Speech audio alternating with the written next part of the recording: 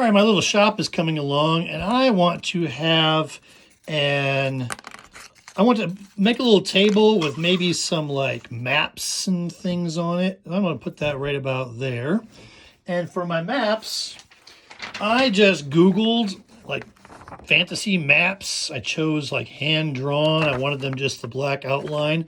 I put them on a Google Doc, I shrank them down, and I printed it off, and now I'm just going to cut these out, stain them, and add them to my table. I said cut. I'm actually going to tear these. I'm going to carefully tear these out. And I am just going to age this with some washes. Just a light brown wash here first.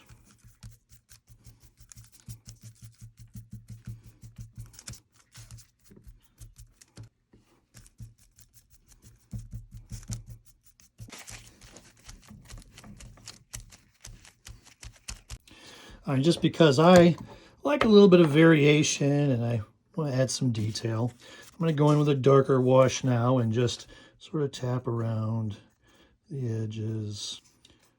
This adds a nice, this almost works like a vignette effect.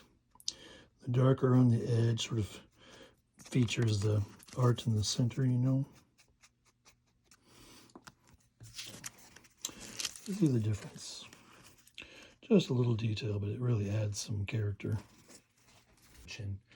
All right, so I have those finished and dried, and they could be done just like they are, but I kind of want to put these on scrolls. So I call out reinforcements with the fancy toothpicks. Dip all these into my black wash. So I have that. And then I'm just going to attach them to these maps and roll them up a bit. So I just need a little bit of the fancy part poking out of the end there.